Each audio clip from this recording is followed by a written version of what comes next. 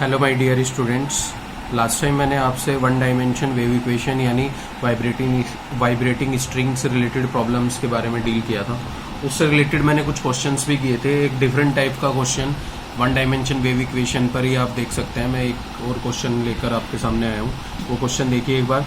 Question क्या है? A tightly stretch flexible string has its end fix at x equal to 0 and x equal to l. मान लीजिए कोई string है, ठीक है, ये कोई स्ट्रिंग है ए एंड बी और इसके दो एंड पॉइंट दे दिए गए हैं एक्स इक्वल टू 0 और एक्स इक्वल टू एल, जो कि फिक्स किए गए हैं। At time t equal to 0 the string is given a shape defined by f x equal to mu x l minus x, mu x l minus x. यानी इस बार f x function कुछ इस तरीके से दिया हुआ है। तो थोड़ा सा पहले इसको डील करते हैं। The equation of vibration of the string is, हमें पता है वाइब्रेशन स्ट्रिंग के लिए हम क्या लिखते हैं? Del y over del t square c square del two y over del x square. ये कोई स्ट्रिंग की इक्वेशन होती है जिसको वन डायमेंशन वेव इक्वेशन कहते हैं। इसकी जो बाउंड्री कंडीशंस होती हैं वो आपको पता होना चाहिए, वो हर बार फिक्स है। बाउंड्री कंडीशंस क्या क्या है? एक्स एक्सिस अगर इसको मान लें हम, दिस इज एक्स एक्सिस, तो इस पर y की वैल्यू हमेशा क्या रहती है? 0। यानी यहां पर y क्या है? डिस्प्लेसमेंट, ठीक है। x क्या है? लेंथ ऑफ स्ट्रिंग, और t क्या है? Time variable.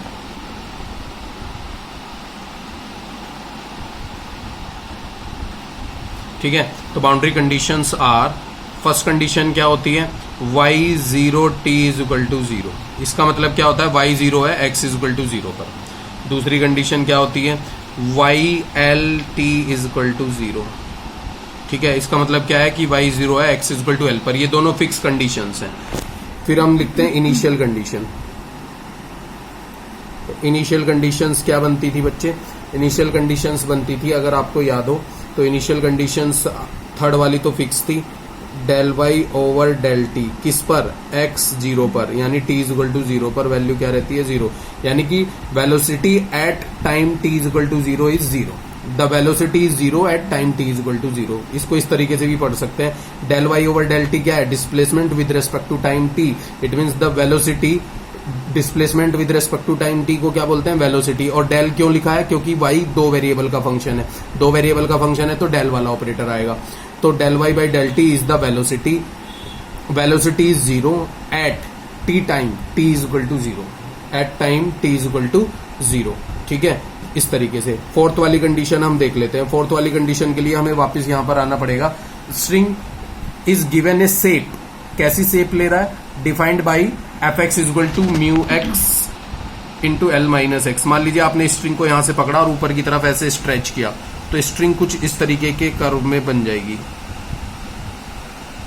मान लीजिए ये कोई y है, ये जो लेंथ है ये क्या है? y। और वो y इज इक्वल टू कैसे दिया हुआ है? F x.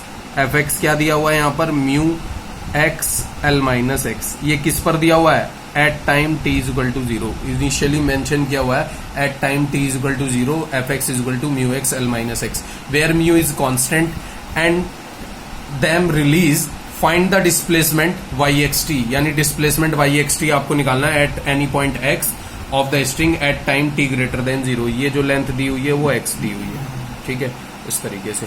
तो यहां से आपने इसको पकड़ के उठाया और ये कुछ वैल्यू बनती है। तो लास्ट वाली जो कंडीशन बनती है वो क्या बनती है?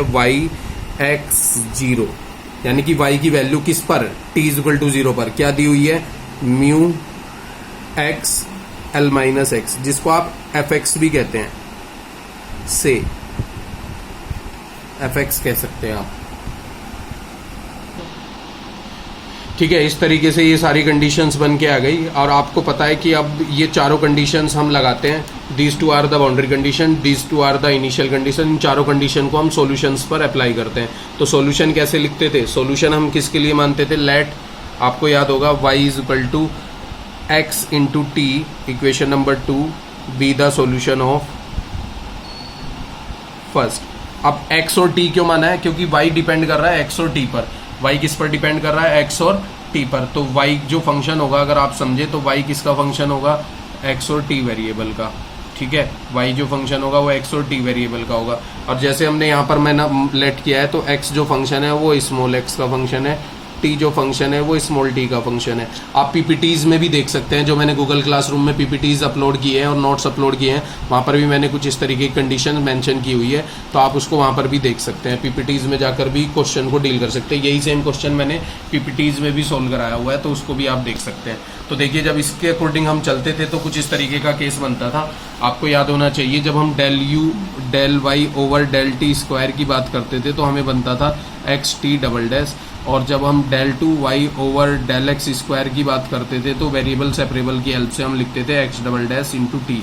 और आपको याद होना चाहिए, एक्स डबल डैश का मतलब होता था d two x over small d x square, और टी डबल डैश का मतलब होता था d two t over small d t square. ये दोनों वैल्यू इक्वेशन फर्स्ट में रखते थे, इन फर्स्ट। तो इक्वेशन फर्स्ट से क्या बनता था, फ्रॉम फर्स्ट से हमारा जो कुछ वैल्यू बनती थी, फ्रॉम फर्स्ट से वो वैल्यू क्या बन के आती थी, आपको एज यूजुअल पता है, बिल्कुल सेम उसी तरीके से आपको लिखना है। X t double dash c square x double dash t, इस तरीके की वैल्यू बनती थी। उसको हम सिंप्लीफाई करते थे तो बनता था x double dash upon x t double dash 1/c square t double dash upon t is equal to minus p square हम मान लेते थे।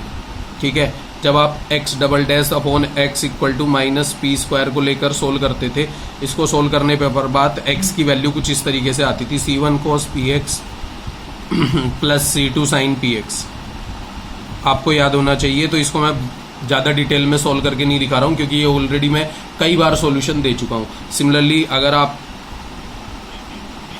एक और कंडीशन लेते थे, if 1/c square t double dash upon t is equal to minus p square हम choose करते थे, तो वहां से टी की वैल्यू कुछ बनती थी C2 cos CPT, ये sorry C3 cos CPT plus C4 sin CPT।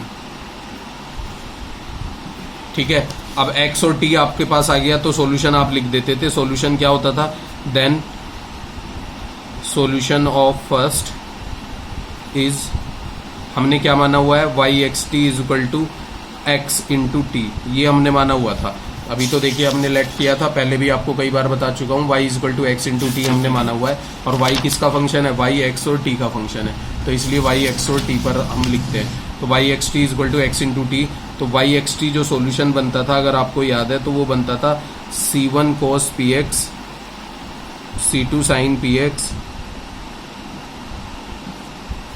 Plus C3 cos CPT plus C4 sin CPT।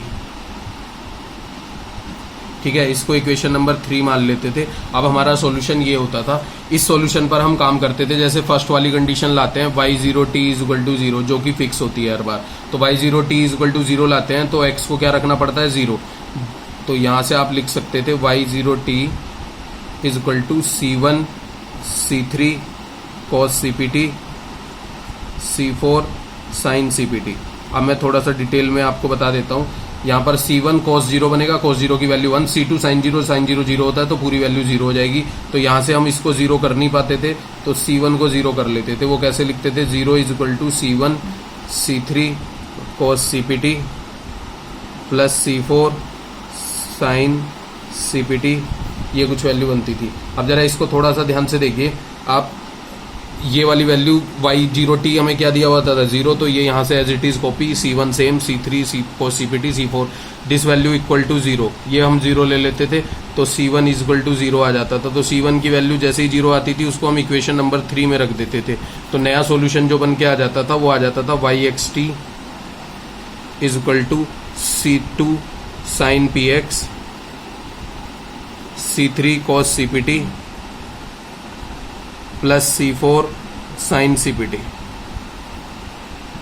ठीक है, अब इसको नया सॉल्यूशन मान लेते थे। Then the new solution is, अब जो भी काम होगा वो इक्वेशन नंबर 4 पर होगा। अब दूसरी कंडीशन लाते हैं। दूसरी कंडीशन क्या होती थी, YLT इज इक्वल टू 0, यानी कि x को क्या पुट करना पड़ेगा, L पुट करना पड़ेगा। तो यहां से हम लिखते थे YLT, x को L पुट करते थे, इधर देख लीजिए YLT x को L पुट करते थे, C2 x को L पुट करना है तो साइन PL बनाएंगे बच्चे, और C3 cos CPT plus C4 sin CPT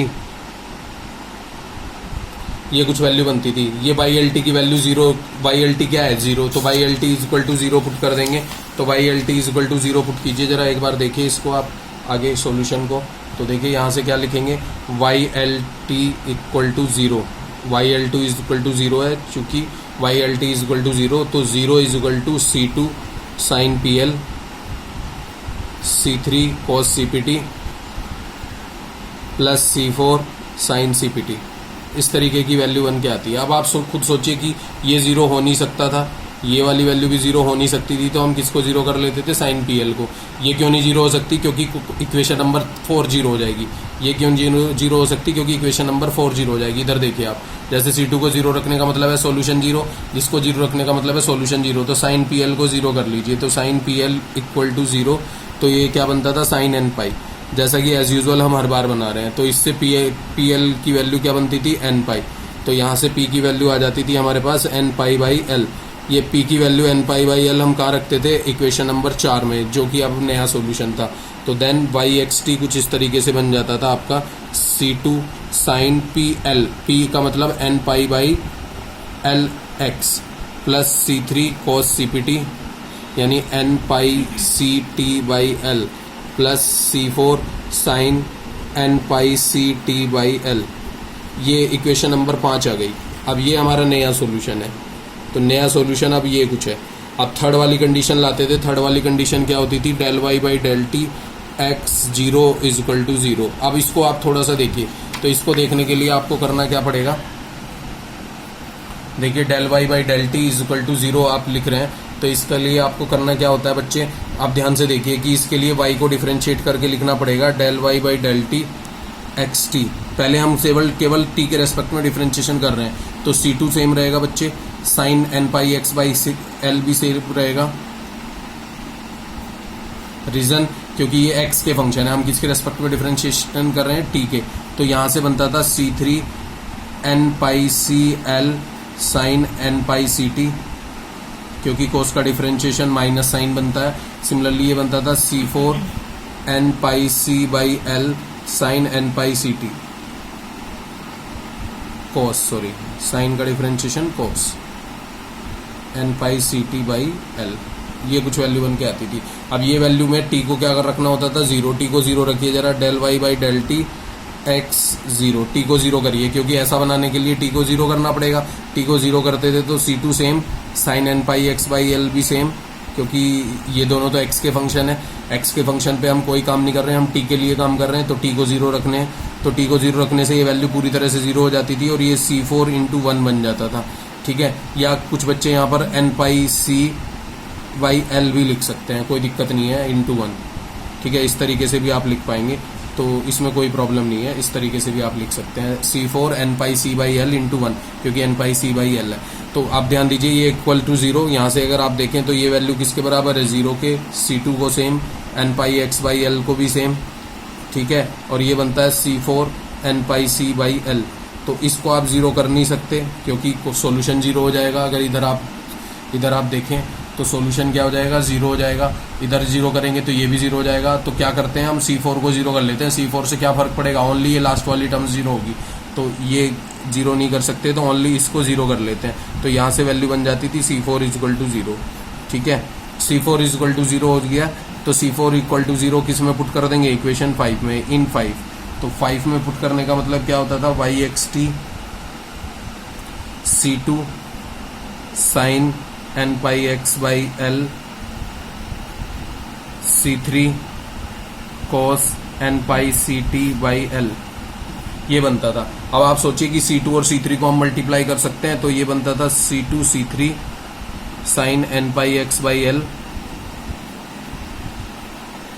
plus cos n pi c t by l. ये वैल्यू बन के आती थी। C2 C3 को हम क्या मान लेते थे, let C2 C3 is equal to b n. तो ये बनता था y x t is equal to b n sine n pi x by l cos n pi c t by l. ठीक है, इतना काम करने से भी काम नहीं बनता था। इस bn को भी हमें क्या बनाना पड़ता था, मोर जनरल सॉल्यूशन बनाना पड़ता था। मोर जनरल सॉल्यूशन बनाने के लिए हम क्या करते थे, सम्मेशन मान लेते थे। तो वैसा ही कुछ करते हैं, ध्यान से देखिए। तो क्या वैल्यू बनेगी, तो more general solution for more general solution y x t can be written as summation n equal to 1 to infinite b n. केवल हम ये चेंज करते थे, बाकी जो फंक्शन होता था एक्स और टी का उसमें हम कोई चेंजेस नहीं करते थे, वो एज इट इज लिखा जाता था बच्चे। ठीक है, ये कुछ लिखा जाता था। अब जो नया सॉल्यूशन बन के आया है वो ये कुछ बन के आया है, इसको इक्वेशन नंबर 6 मान लेते थे हम, सपोज दिस इज 6। ठीक है, अब ये न्यू सॉल्यूशन है आपका। ठीक है, अब नया सॉल्यूशन ये है, इसी पर पूरा काम होगा। अब लास्ट वाली कंडीशन क्या है, फोर्थ वाली कंडीशन है y x zero is equal to l x sorry mu x, वो है mu x x l minus x, ये कंडीशन दी हुई है। अगर आप देखें एल माइनस एक्स, क्वेश्चन में एक बार देख लेते हैं। क्वेश्चन में देखिए कंडीशन क्या दी हुई है, y x zero is equal to mu x l minus x f x is equal to. ठीक है, इसको हमने एफ एक्स बोला हुआ है, suppose this is f x, ये हमने कहा हुआ है। ठीक है, mu is x l minus x where mu is constant. ठीक है, तो इसको आप ऐसे लिख लीजिए mu l x minus x square, ऐसा आप लिख सकते हैं। एक्स को भी इनसाइड मल्टीप्लाई कर देते हैं, तो y x zero is this. ठीक है, अब क्लियरली देखिए ये कंडीशन अगर हमें 7 पे लगानी है या 6 पे लगानी है, तो 6 पे वाई एक्स टी है और ये वाई एक्स जीरो है, तो दोनों सेम कब हो सकते हैं, जब टी इज इक्वल टू क्या कर दिया जाए 0। तो यहां से आप देखिए फ्रॉम 7 वाई एक्स जीरो करके सोल्व करते हैं, तो summation n equal to 1 to infinite, t को 0 कर रहे हैं। ठीक है, तो टी को 0 करने का मतलब है बी एन सेम रहेगा, sine n pi x by l भी सेम रहेगा, क्योंकि ये एक्स के फंक्शन है। टी को 0 करते हैं, कोस 0 क्या बनाएगा 1। ठीक है, और वाई एक्स जीरो एक्चुअली क्या है, सपोज हमने इसको क्या माना है एफ एक्स, तो एफ एक्स, ठीक है ये एफ एक्स माना हुआ है, n equal to 1 to infinite b n sine n pi x by l. ठीक है, अब इसको आप देखिए, इसको आप एफ एक्स को आप ऐसे भी लिख सकते थे mu l x minus x square, ऐसा भी आप लिख सकते थे। F x is equal to this mu l x minus x square, ऐसा भी आप लिख सकते थे। अब आप खुद सोचिए कि इससे पहले तक जो क्वेश्चन आते थे ना, तो लेफ्ट में भी साइन का फंक्शन होता था, यानी इस एफ एक्स की जगह पर भी साइन का फंक्शन होता था। मैं एक बार आपको बता दूं दोबारा से कि इससे पहले क्वेश्चन नंबर 1 और क्वेश्चन नंबर 2 जब हमने डील किया, तो इधर देख रहे हैं आप राइट पर साइन का फंक्शन है और लेफ्ट पर भी क्या बनता था, साइन के फंक्शन बनते थे। तो हम उनको कंपेयर कर लेते थे, साइन से साइन कंपेयर हो जाता था तो कोफिशिएंट निकल के आ जाते थे। दोबारा से मेरी बात को सुनिए, जब इधर भी साइन का फंक्शन है और इधर भी साइन का फंक्शन आ जाए तो दोनों को कंपेरिजन किया जा सकता है। बट इस बार एफ एक्स कुछ अलग टाइप का है, वो कैसा है, mu l x minus x square, यानी एफ एक्स टाइप का फंक्शन है जो कि एल्जेब्रिक फंक्शन है। तो एल्जेब्रिक फंक्शन को अगर आप ध्यान दें तो एल्जेब्रिक फंक्शन यानी इस फंक्शन को साइन पे कंपैरिजन नहीं किया जा सकता, यानी बी एन की वैल्यू कैलकुलेट नहीं हो सकती डायरेक्टली कंपैरिजन से। तो इस केस में हमें क्या बनाना पड़ेगा, हाफ रेंज साइन सीरीज का फॉर्मूला बनाना पड़ेगा। ये अगर आप, मैंने कल आपको बताया था, आपने पढ़ा हो, तो ये है half range Fourier sine series, half range Fourier sine series है। तो इसके लिए बी एन कैसे कैलकुलेट होता है, बी एन कैलकुलेट होता है, इसको 7 मान लीजिए आप। इक्वेशन नंबर 7 के लिए बी एन कैसे कैलकुलेट होता है, 2 by l 0 to l f x sine n pi x by L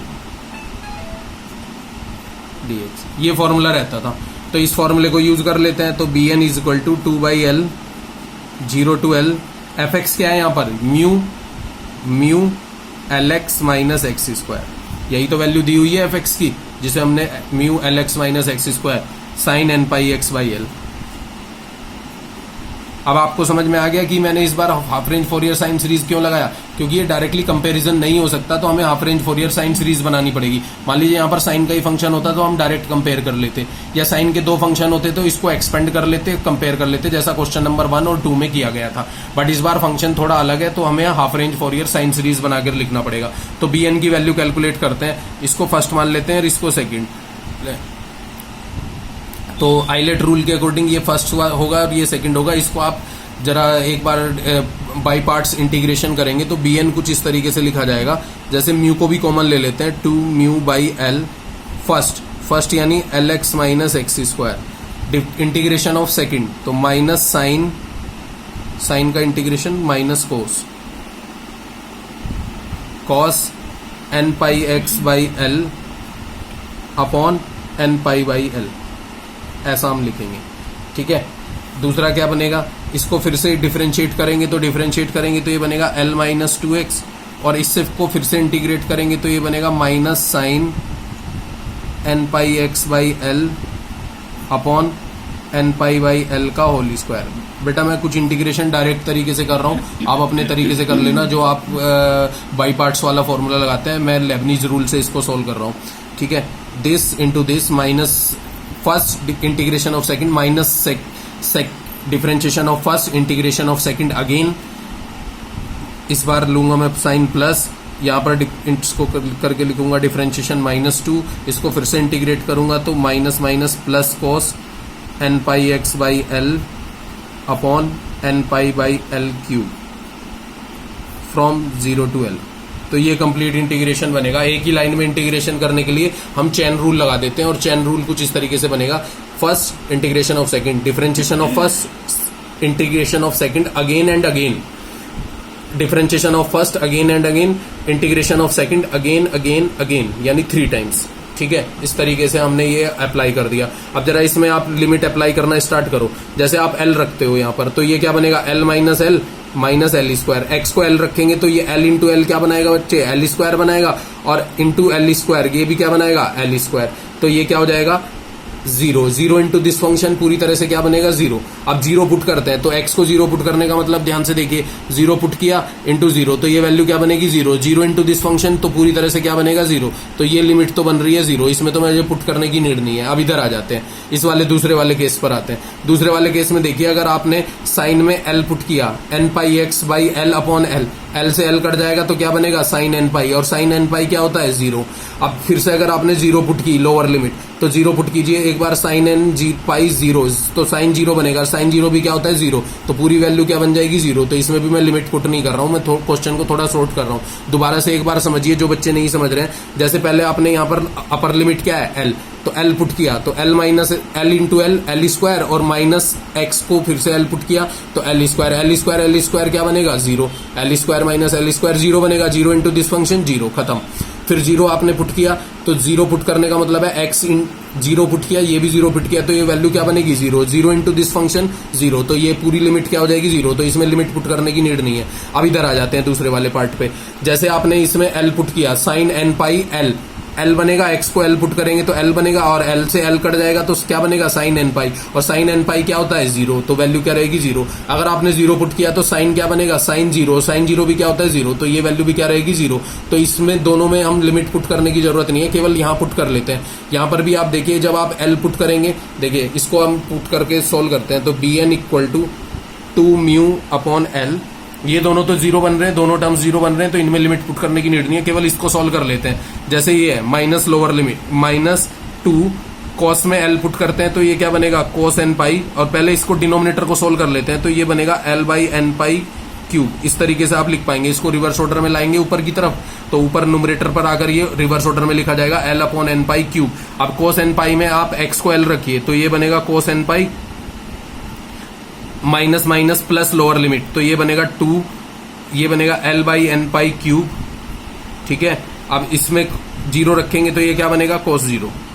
इस तरीके से लिमिट बनेगी। दोबारा समझिए, -2 same, l by n pi cube भी same, cos n pi l से एल कैंसिल, तो that is cos n pi. अगर आप एल पुट कर रहे हैं, 0 पुट कर रहे हैं तो ये कुछ बनेगा।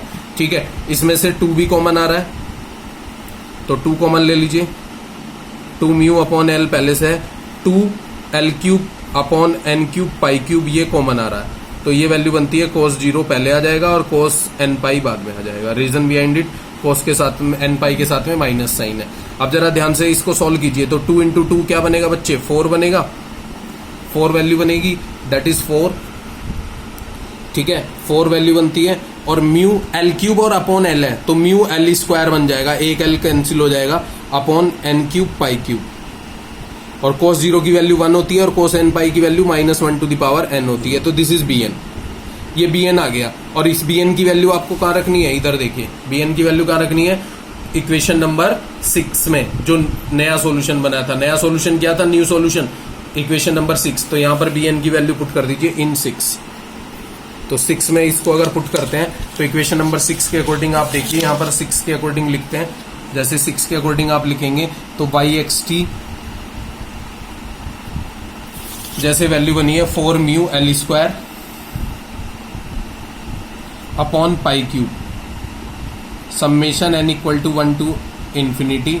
बी एन की वैल्यू बनी है 1 upon n cube 1 minus minus 1 to the power n. Reason बाकी फंक्शन बाहर लिख दिया है, एन को बाहर नहीं लिख सकते क्योंकि एन पर समेशन अप्लाई होगा। तो इसलिए अगर आप देख पा रहे हैं यहाँ पर, अगर आप देखें वैल्यू, तो ये एन क्यूब पाई क्यूब बना था, एन क्यूब अंदर चला जाएगा तो 4 pi l square upon pi cube, n cube इसके साथ आ जाएगा। तो इसको इधर करके लिखा।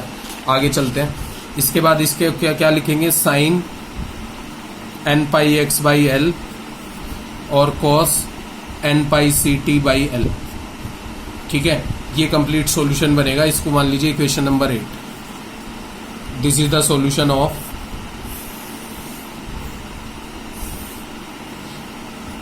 This is the solution of equation 1। ठीक है, थैंक यू। देखिए इसी से रिलेटेड एक और क्वेश्चन मैं आपके लिए लेकर आया हूँ, वो क्वेश्चन आप देख लीजिए। A string is stretch between two fix point 0 to L 0 and L0, वो सेम टाइप के कंडीशन है, and it is release at rest from the initial deflection given by f x function कुछ इस बार इस तरीके का दिया हुआ है। तो समझिए 0 to L/2 और L/2 to L, दो पार्ट में आपको स्प्लिट भी करना पड़ेगा। Find the deflection of the string at any time t, यानी y(xt) आपको बताना है। y is a function of y(xt), ये आपको कैलकुलेट करके बताना है। डिफ्लेक्शन या डिस्प्लेसमेंट को हम किससे डिनोट कर रहे हैं, y से। तो आपको पता होगा कि जो इक्वेशन होती है, सॉल्यूशन अगर हम लिखें, सॉल्यूशन क्या होता है, सॉल्यूशन में आप सबसे पहले लिखते हैं del 2y over del t square plus c square del 2y over del x square. ये कोई वाइब्रेशन स्ट्रिंग की प्रॉब्लम होती है या इक्वेशन होती है। इसके लिए सॉल्यूशन के लिए आप बाउंड्री कंडीशन क्या बनाते हैं, y0t इज इक्वल टू 0, पहली कंडीशन। दूसरी कंडीशन क्या बनाते हैं, ylt इज इक्वल टू 0, ये कुछ बनता है। तीसरी कंडीशन क्या बनती है, y del y by del t is equal to x 0 is equal to 0। ये तीनों फिक्स हैं, ये दोनों बाउंड्री कंडीशन है। ठीक है, आपको पता होगा ये दोनों बाउंड्री कंडीशन है, हर क्वेश्चन में हम लगा रहे हैं। और चौथी जो कंडीशन होती है वो क्या होती है, y(x0) is equal to fx, और fx फंक्शन कुछ इस तरीके का दिया हुआ है, मैं यहाँ पर लिख देता हूँ। वो fx फंक्शन देखिए, आप देख भी पा रहे हैं, वो fx फंक्शन थोड़ा सा देखिए कैसे दिया हुआ है, 2k by l into x and 2k by L L minus x, कुछ इस तरीके से दिया हुआ है। 2k L into x and 2k by L L minus x, और कैसे रेंज डिफेक्ट साइड की हुई है, 0 to x to L/2 and L/2 to x to L। तो ये फोर्थ वाली कंडीशन दी हुई है। तो पहली तीनों तो फिक्स हैं, these are called initial condition. ये दोनों कंडीशन क्या होती हैं, इनिशियल कंडीशन। ठीक है, अब इसके बाद जब इसका आप सॉल्यूशन लिखते हैं तो इसका सॉल्यूशन आप क्या लिख देते हैं, सॉल्यूशन ऑफ फर्स्ट। मैं डायरेक्ट लिख रहा हूँ बेटा, आपको हर बार मैंने सोल्व करके दिखाया। वो कैसा बनता है, y(xt) is equal to c1 cos px plus c2 sin px। लिखने का कॉन्सेप्ट वही होगा। ठीक है, और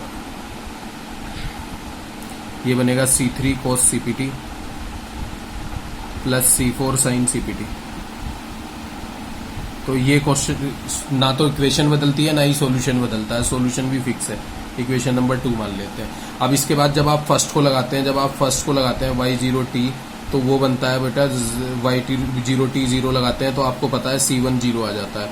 जब आप दूसरी को लगाते हैं ylt इज इक्वल टू 0, मैं डायरेक्ट लिख रहा हूँ बेटा इस बार, तो उसमें आप देखते हैं p की वैल्यू क्या आ जाती है, n पाई बाई l आ जाती है। जब तीसरी कंडीशन लगाते हैं आप del y by del t x0 equal to 0, तो वहां से आपने देखा है c4 0 आ जाता है। तीनों वैल्यू उठाकर इक्वेशन नंबर 2 में रख दीजिए इन 2। ठीक है, तो आपको पता होगा कि फिर जब इसको भी पहली तीनों कंडीशन सेम टाइप से चलती है, हर क्वेश्चन में c1 0 होता है, p is equal to n pi by l बनता है और c4 0 होता है। तो ये तीनों कंडीशन उठाकर यहाँ रख दो, यानी ये तीनों अप्लाई हो गई। यहाँ पर फर्स्ट अप्लाई हो गया, सेकंड अप्लाई हो गया, थर्ड अप्लाई हो गया। तीनों कंडीशन अप्लाई होने से ये कंडीशंस बनेंगी। इनको उठाकर इक्वेशन नंबर सेकंड में रखते हैं। तो सेकंड में रखने के बाद अगर आपको याद है तो सोल्यूशन कुछ इस तरीके का बन के आ जाता है।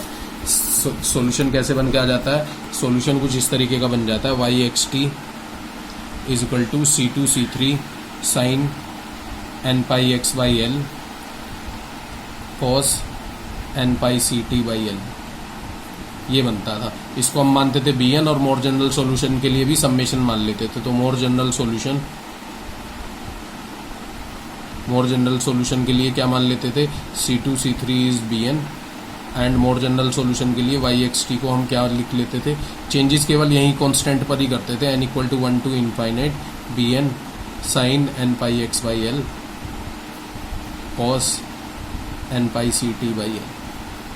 ठीक है, ये कुछ बनता था। इसको इक्वेशन नंबर 3 मान लीजिए। अब यही आपका नया सॉल्यूशन होता था। इस नए सॉल्यूशन के लिए आपको bn फाइंड आउट करना होता था। यहाँ के लिए हमें bn ज्ञात करना होता था, यानी bn फाइंड आउट करना है। तो bn कैसे फाइंड आउट होता है, जब हम चौथे वाली कंडीशन लगाते हैं। चौथे वाली कंडीशन क्या है, yx0 is equal to fx, ये कंडीशन दी हुई है। अगर आप देखें फोर्थ वाली कंडीशन को देखें तो yx0 is equal to fx, और fx कुछ इस तरीके से डिफाइंड है, देख लीजिए एक बार, yx0 is equal to fx। और ये मैं चीज़ लिख नहीं रहा हूँ, पर आपको पता होना चाहिए fx डिफाइंड है क्वेश्चन के अंदर कुछ इस तरीके से। तो ये हम सबसे लास्ट में यूज़ करते हैं। तो पहले मैं fx लिख के ही सोल्व कर रहा हूँ, जब fx की वैल्यू की रिक्वायरमेंट होगी तो ये वैल्यू मैं वहाँ पर यूज़ कर लूँगा। तो इसको आगे देखिए, yx0 is equal to fx in 3, third पे लगाते हैं। तो ये देखिए कैसे बनेगा, yx0 समेशन n equal to 1 to infinite bn sine n pi x by l, ये कुछ बनता था। जैसे हम t को 0 कर रहे हैं, t को 0 करने का मतलब है cos 0 को 0 की t को 0 किया तो cos 0 बनेगा, और cos 0 की वैल्यू क्या बनती है 1। अगर इसकी बात की जाए तो इसको थोड़ा सा और आगे एक्सटेंड करके लिखते हैं fx, क्योंकि ये वैल्यू क्या है, yx0 इज इक्वल टू क्या दिया हुआ है fx। तो yx0 किससे रिप्लेस हो जाएगा, fx। Summation n equal to 1 to infinite bn sine n pi x by l. तो ये सीरीज अगर आप देखेंगे फोरियर सीरीज में जाके या नेट पे सर्च करेंगे तो ये क्या होता है, half range Fourier sine series, half range Fourier sine series बनता है। अब बेटा आपको पता लग रहा होगा कि मैं बार बार कंपेयर क्यों नहीं कर रहा हूं, क्योंकि इस बार भी fx साइन का फंक्शन नहीं है। अगर आप देखें ये fx अगर साइन का फंक्शन होता तो हमें डायरेक्टली कंपैरिजन कर लेते, जैसा कि क्वेश्चन नंबर 1 और क्वेश्चन नंबर 2 में हमने पिछले वाली क्लास में किया था। तो वहां पर डायरेक्ट कंपैरिजन हो सकता था, क्योंकि वो साइन के फंक्शन थे। जब साइन के फंक्शन नहीं होंगे, एक्स टाइप के फंक्शन होंगे या साइन से अलग तरीके के फंक्शन होंगे, यानी fx of all function except sine, यानी कि all type of function except sine. तो उसके लिए हमें क्या बनाना पड़ेगा, half range Fourier sine series. तो half range Fourier sine series बना लेंगे, और इसके लिए bn लिखते थे। इस समय हमें क्या लिखना पड़ता है, bn हम कैसे लिखते हैं, bn is 2 by l 0 to l fx dx, fx sine n pi x by l dx, ये लिखा जाता है बच्चे। ये फॉर्मूला होता है bn का। इसको मान लीजिए इक्वेशन नंबर आप 5 मान लीजिए, ठीक है। ये आपने ऑलरेडी मैथ्स 2 में पढ़ा भी होगा, इंजीनियरिंग मैथ्स 2 में आपको पढ़ाया जाता है fx equal to sine n pi x by l d x. अब देखिए ये जो fx फंक्शन है ना, वो कुछ इस तरीके से डिफाइंड है, आप समझ लीजिए। fx फंक्शन को हमें 2 पार्ट में स्प्लिट करना पड़ेगा, 0 से l/2 और l/2 से l, क्योंकि हमारी जो लिमिट है ना वो क्या है, 0 से l। तो 0 से l को हम 0 से l/2 और l/2 से l 2 पार्ट में स्प्लिट कर सकते हैं। तो bn can be written as 2 by l 0 to l/2 fx sine n pi x by l d x plus l/2 to l fx sine n pi x by l d x. इस तरीके से हम लिख पाएंगे। fx की value यहां पर put कर दीजिए। fx की वैल्यू क्या है बच्चे, fx की वैल्यू अगर आप देखें तो पहले वाले केस में, अगर l/2 के केस में देखें तो l/2 के केस में देखिए, इधर l/2 के केस में 0 से l/2 के केस में क्या है, 2k by l into x, where k is constant, ठीक है। तो ये क्या बनेगा, 2k by l into x sine n pi x by l. दूसरे वाले केस में क्या बनेगा, 0 l/2 टू l fx। इस केस में भी देख लीजिए, l/2 से l के केस में fx क्या है, 2k by l l minus x.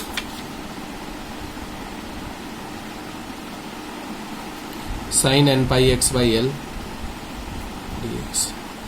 अब अगर इसके अंदर आप देखें तो ये 2k बाई एल और 2k बाई एल दोनों ही में ही कॉमन है, तो 2k बाई एल को दोनों से बाहर लेके बाहर लिख देते हैं। तो ये जैसे आप लिख सकते हैं 2 by l into 2k by l, ये कुछ वैल्यू बनती है इन इंटीग्रेशन 0 to L/2, तो ये बनेगा x साइन n पाई x/2 L dx, dx यहाँ पर लगा लीजिए आप, ठीक है। सिमिलरली ये क्या बनेगा L/2 to L minus x sine n pi x/L, तो ये फर्स्ट होगा और ये सेकंड होगा। सिमिलरली ये फर्स्ट होगा और ये सेकंड होगा। बाई पार्ट्स इसको सोल्व करना है। ये वैल्यू बनती है 4k/L²। जरा इसको इंटीग्रेट करके लिखते हैं। जैसे ये इंटीग्रेशन देखिए आप, ये क्या बनेगा x सेम, साइन का इंटीग्रेशन क्या होता है, साइन का इंटीग्रेशन होगा cos, तो minus cos n pi x/L, और जब n पाई x/L से डिवाइड करके लिखते हैं तो वो L/n पाई टाइप से बन जाएगा। मैं डायरेक्ट लिख रहा हूँ, ठीक है, बहुत ही क्लियरली आप ध्यान रखिए। तो वो क्या बनेगा L/n पाई माइनस, अब x को डिफरेंशिएट करेंगे तो 1 बनेगा, और इसको फिर से इंटीग्रेट करेंगे तो ये बनेगा minus sign n pi x/L, और L/n पाई पहले से था और दोबारा से L/n पाई आएगा तो ये बनेगा -1 L/n पाई का होल स्क्वायर, ठीक है, L/n पाई का होल स्क्वायर। इस तरीके की वैल्यू बन के आएगी, और इसकी लिमिट क्या है 0 से L/2, ठीक है।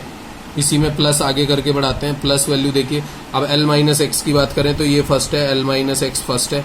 इसको इंटीग्रेट करेंगे तो फिर से वैसे ही लिखेंगे -L/n पाई कोस n पाई x/L, ये कुछ बनेगा, और दूसरा वैल्यू क्या बनेगी -1, और ये क्या बनेगा -L/n पाई का whole square sine n pi x/L। Integration तो सेम ही बनेगा, केवल ये वैल्यू चेंज हो जाएंगी। आप देख लेना उसको जो इंटीग्रेट करेंगे, तो ये वैल्यू बनेगी L/2 to L, ठीक है। ये कंप्लीट बन के आया। इसको जरा आप इंटीग्रेशन को जरा ध्यान से देखिए। जब L/2 पुट करते हैं तो L/2 इधर पुट करेंगे तो L से L कट जाएगा, तो क्या बनेगा cos n पाई/2, और x को क्या पुट कर रहे हैं L/2।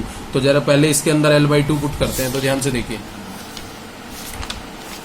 इसके अंदर, यहाँ पर आप ध्यान से इसको देखिए, ये आपको बहुत ही क्लियरली समझना पड़ेगा। जैसे ये बन गया Vn = 4k/L, ये तो एज इट इज आप देख पा रहे हैं।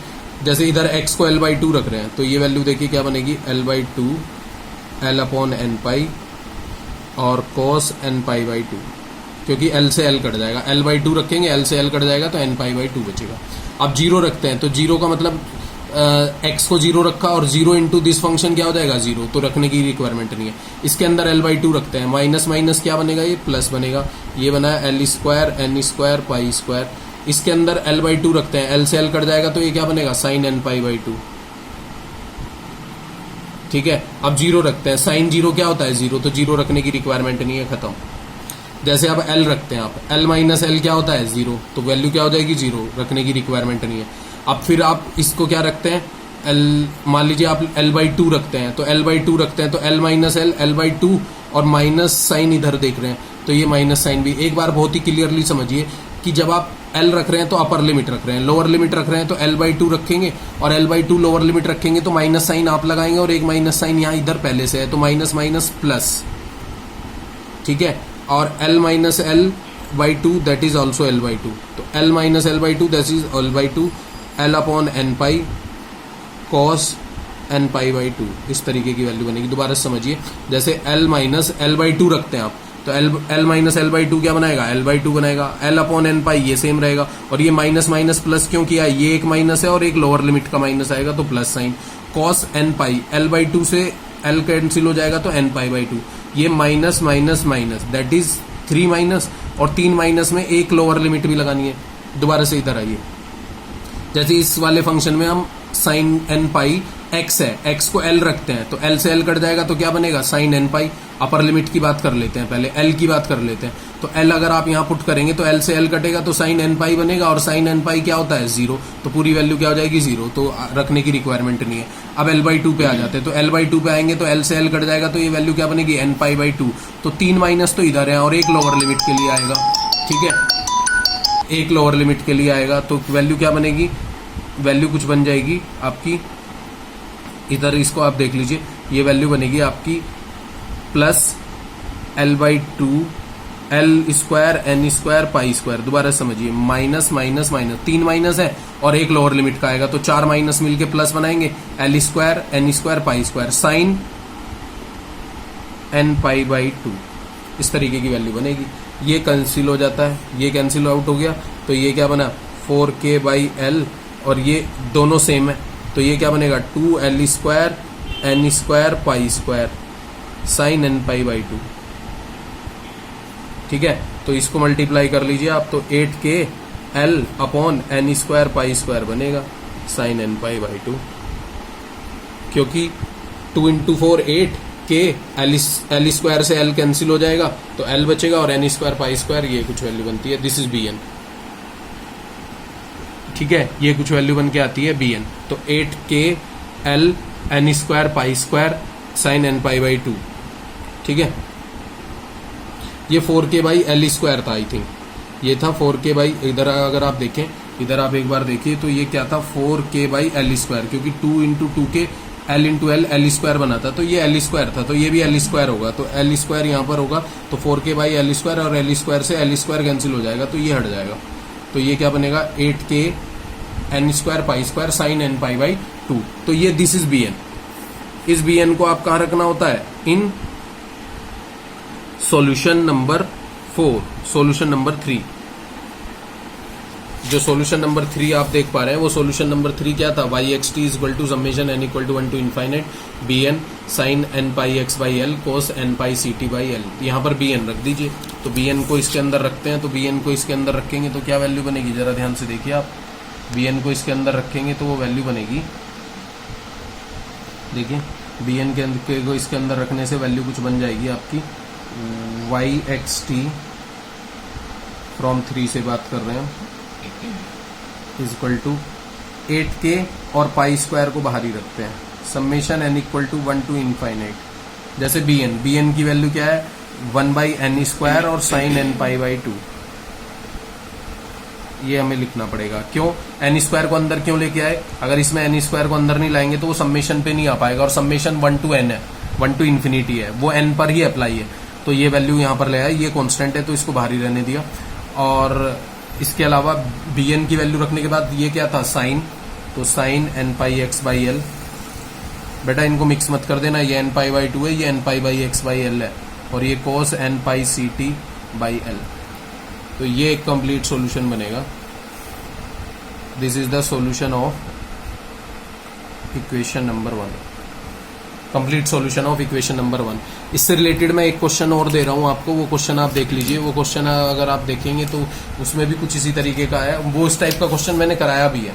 जैसे ये एक क्वेश्चन है, find the deflection of vibrating string which is fixed at the ends x = 0 and x = 2 and the motion r is started displacing the string into the form sin cube πx/2 and releasing it with 0 initial velocity at t = 0। तो जरा आप ध्यान दीजिए, इस बार जो vibrating string है ना वो 0 से x = 0 से x = l ना देके x = 2 दी हुई है, तो जो इसकी फर्स्ट बाउंड्री कंडीशन बनेगी वो तो yx0 = 0 ही बनेगा, x एक्सिस पे y0 होता है, इसको आगे की तरफ बढ़ा दें, दिस इज x एक्सिस। ठीक है, ये कोई स्ट्रिंग है आपकी x = 0 से x = 2, यानी ये लेंथ जो दी हुई है वो 2 दी हुई है, l ना देके लेंथ 2 दी हुई है, तो y0 = 2। दूसरी वाली कंडीशन बदल जाएगी, वो क्या हो जाएगी, सॉरी ये 0 to t था, y0 to t = 0, और ये क्या हो जाएगा 2t = 0, y2t = 0। तो y0t = 0, क्योंकि y किसका फंक्शन होता है, y फंक्शन होता है x और t का, और x = 0 पर y की वैल्यू क्या है 0, तो x = 0 पर y की वैल्यू 0, x = 2 पर y की वैल्यू क्या है 0। तीसरे वाली कंडीशन वो उसने दी हुई है विद 0 इनिशियल वेलोसिटी, तो del y/del t किस पर, x0 पर, यानी t = 0 पर, एट टाइम t = 0, वो क्या दी हुई है 0, तो these are the boundary condition. ठीक है, और del y/del t x0 क्या होगा 0 होगा, तो ये एक तीसरी कंडीशन में दी हुई है। चौथी उसने दी हुई है, उसने क्या कहा है कि starting the displacing the string into the sin 3πx/2, इस तरीके का क्वेश्चन नंबर 2 कल वाली वीडियो में मैंने कराया था। अब वहां पर l था, 2 को केवल किससे रिप्लेस करना है, l को केवल किससे रिप्लेस करना है 2 को, सेम क्वेश्चन है वो। तो ठीक है, तो yx0 यानी t = 0 पर फंक्शन fx क्या दिया हुआ है sin क्यूब πx/2। तो ध्यान दीजिए, ये क्वेश्चन आपने करा था, इसको कैसे सोल्व किया था आपने, आपने इसके लिए फॉर्मूला यूज किया था, फॉर्मूला यूज किया था sine cube x is equal to 1/4 sine x minus sine 3x, 3 sine x minus sine 3x, ये फॉर्मूला यूज किया था। इस फॉर्मूले के अकॉर्डिंग अगर आप sign cube pi x by 2 की बात करते हैं तो वो हो जाता है 1/4 3 साइन पाई एक्स बाई 2 और साइन 3 पाई एक्स बाई 2। ठीक है, ये कुछ वैल्यू बनती थी, इसके अकॉर्डिंग आप सोल्व कर लेंगे। तो जब आप ध्यान दीजिए, इसको आप यहां पर दिया हुआ है, ये कुछ फंक्शन दिया हुआ है, अगर आप देखें तो वो दिया हुआ है इस बार f x is equal to sine cube pi x by 2, ये दिया हुआ है। तो केवल चेंजेस क्या है, एक्स को एल ना रख के 2 रख दिया है। तो जो मैंने क्वेश्चन नंबर 2 कराया था ना आपको, उस क्वेश्चन नंबर 2 में केवल आप एल को किससे रिप्लेस कर दीजिए, 2 से। बिल्कुल सेम क्वेश्चन है, बाकी कोई डिफरेंस नहीं है, एकदम सेम क्वेश्चन है। केवल यहाँ पर आप देखेंगे कि एल को रिप्लेस कर दिया गया है 2 से। अब एक चीज का और ध्यान देंगे, जब आप y0t करते थे तो इस बार सॉल्यूशन जो बनेगा वो सेम टाइप से बनेगा। तो y0t करेंगे तो पहले वाले केस में c10 होता है, इसमें p की वैल्यू आती थी, तो p की वैल्यू क्या आती थी, n पाई बाई एल। तो इस बार क्या आएगी, n पाई बाई 2। ठीक है, एल को किससे रिप्लेस कर देंगे, 2 से। इस तरीके से कंप्लीट क्वेश्चन आपको किया जा सकता है। इस क्वेश्चन को सॉल्व करके आप मुझे सेंड कर देंगे। वाइब्रेशन स्ट्रिंग या 1 डायमेंशन वेव इक्वेशन से जितनी नंबर ऑफ वैरायटी आ सकती थी वो मैंने आपको कराने की कोशिश की है, वो वैरायटी मैंने आपको करा दी है। उसके लिए आप क्या कर सकते हैं कि इसको आगे जो भी इससे रिलेटेड क्वेश्चन है सोल्व कर सकते हैं। सारी वैरायटीज आपको करा दी गई हैं। केवल आप एक पॉइंट याद रखेंगे, अगर साइन का कंपेयर साइन से कराया जाता है तो आप डायरेक्टली कंपैरिजन यूज करेंगे। अगर साइन का फंक्शन नहीं दिया होता, यानी यहां पर साइन ना देके एफ एक्स कोई एल्जेब्रिक फंक्शन दिया होता है, तो आप half range Fourier sine series बनाकर सोल्व कर देते हैं। क्लियर है ना? ठीक है, इस तरीके से आप सोल्व कर देंगे। Thank you.